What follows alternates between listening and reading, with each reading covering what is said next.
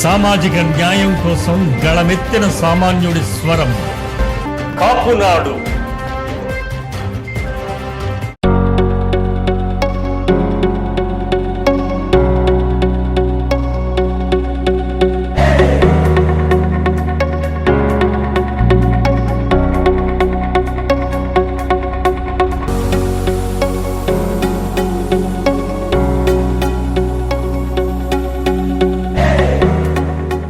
వంగవీటి మోహన్ గారితో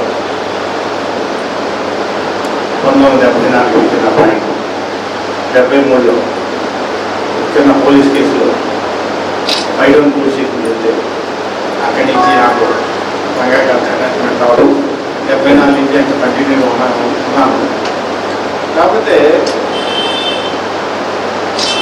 రంగా గారు నాకు చాలా దగ్గరగా వాచ్ చేసుకోవడంలో వారి కంటే ఎక్కువ నేను వారి కంటే ముందు నుంచి నేను ఆయన్ని ఫాలో అవుతూ వచ్చాను. ఆయన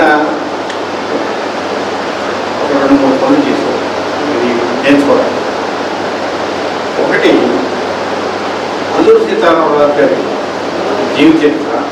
ఆయన రాజేంద్ర గుడి అంటే గెరిల్లా యుద్ధం ఎలా చేయాలి ఎన్ని రాజీ నోటీసుకొని కానీ అల్లూరి సీతారామరాజు చూసి మన మీద టార్గెట్ చేస్తే శత్రువులు మన మీద టార్గెట్ చేస్తే ఈ రకమైన ఫైట్ చేయాలనే కాన్సెప్ట్ ఆయన అల్లూరి సీతారామరాజు నుంచి స్టోరీస్ అవి తెలుసుకోవడం.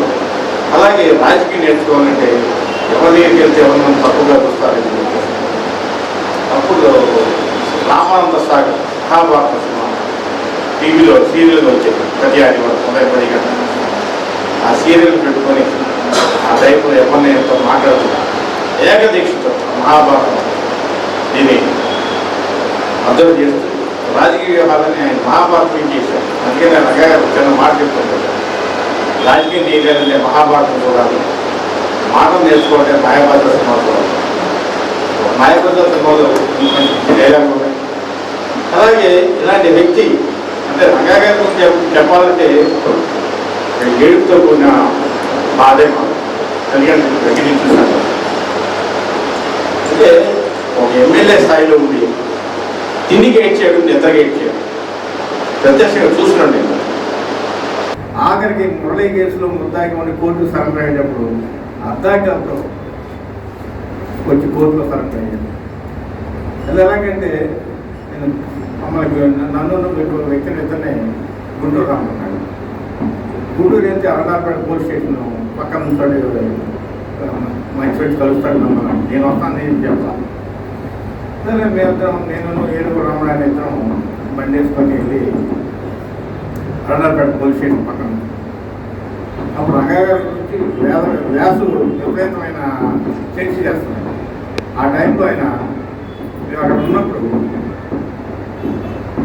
ఆయనకి ఒక బండి మీద వచ్చేసాడు. వచ్చి అక్కడ దిగి ఆ బండి పంపించేస్తే పోలీస్ స్టేషన్ పక్కన రంగా గారి కోసం అంతా వెయిటింగ్ చేస్తాను, నేను రాష్ట్రం అంతా వెయిట్ చేస్తాను ఎక్కడ దొరుకుతాడు. ఆ టైంలో ఆయన అక్కడ పోలీస్ స్టేషన్ పక్కన కదలని అన్నాడు. అక్కడికి వెళ్తే అక్కడి నుంచి వస్తే అక్కడికి వెళ్ళాము కన్నాలక్ష్మణ ఇంటికి. కన్నాలక్ష్మణ ఇంటికి వెళ్తే అప్పుడైతే దాదాపు 3:30 అయింది. 5ంటికి కోర్టులో సరెండర్ అవ్వాలి. గబగబా రంగా గారు కన్నా తింటానికి ఏమైనా ఉన్నాను.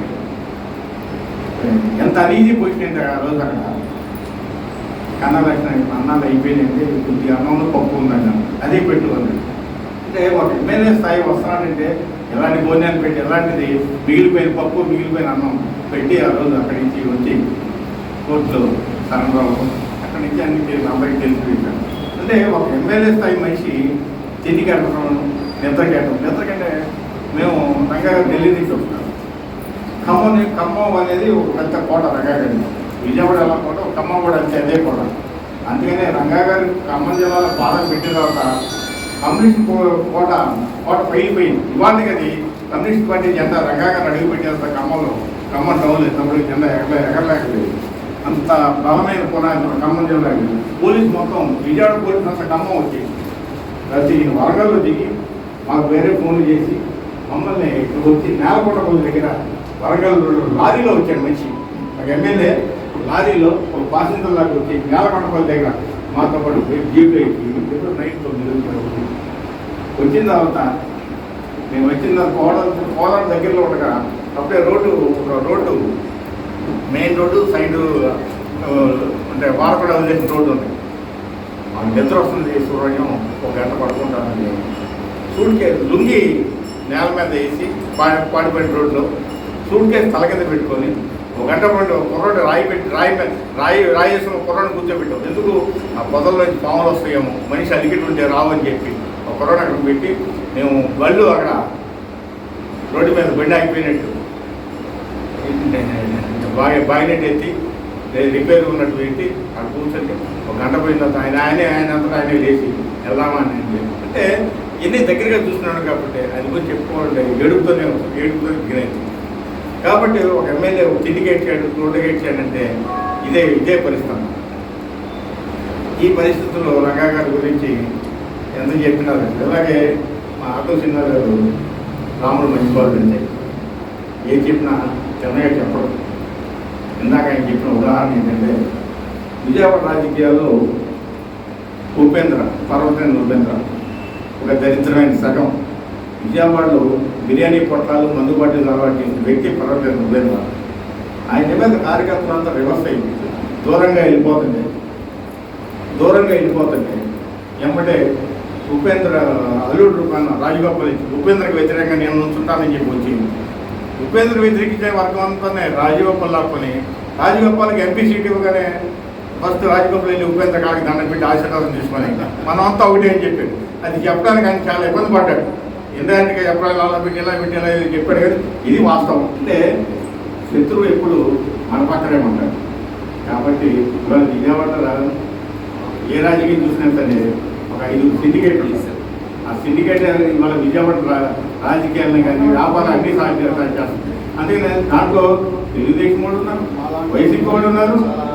మా గంగాధర్ గారు ఎవరు మాట్లాడలేదు, మా గంగాధర్ గారు ఎవరు మాట్లాడలేదు అన్నీ ఆయనే చెప్తాడు.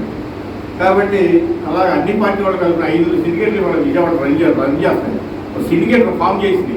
అందుకే ఇవాళ ఎన్నో బాధలు పడుతున్నాం. ఇంకేంటంటే బాధలు పడలేని వయసుకు వెళ్ళిపోతున్నాం. ఇంకా